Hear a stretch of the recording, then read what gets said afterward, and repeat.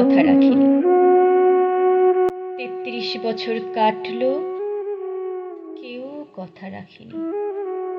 ছেলেবেলায় এক বষ্টমী তার আগমনী গান হঠাৎ থামিয়ে বলেছিল, শুক্লা দ্বাদশীর দিন অন্তরাটুকু শুনিয়ে যাবে। তারপর কত চন্দ্রভোগ আমাবস্যা এসে চলে গেল, কিন্তু সেই বষ্টমী আর এলো না। 25 বছর প্রতীক্ষায় আছি। মামাবাড়ির মাঝি নাদের আলী বলেছিল, বড় হও দাদা ঠাকুর, তোমাকে আমি 3 প্রহরের বিল দেখাতে নিয়ে যাব, যেখানে পদ্ম ফুলের মাথায় সাপ আর ভ্রমর খেলা করে। নদের আলী, আমি আর কত বড় হব? আমার মাথা এই ঘরের ছাদ ফুঁড়িয়ে আকাশ স্পর্শ করলে তারপর তুমি আমায় 3 প্রহরের বিল দেখাবে?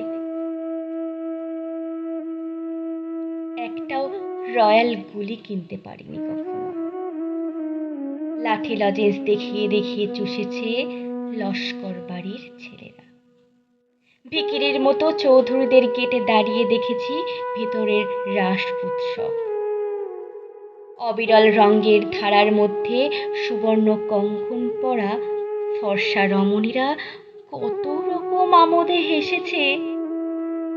আমার দিকে তারা ফিরেও যায়নি। বাবা আমার কাঁধ ছুঁয়ে বলেছিলেন, দেখিস একদিন আমরাও। বাবা এখন অন্ধ। আমাদের দেখা হয়নি কিছুই। সেই রয়্যাল গুলি, সেই লাঠি লজেন্স, সেই রাস উৎসব আমায় কেউ ফিরিয়ে দেবে না।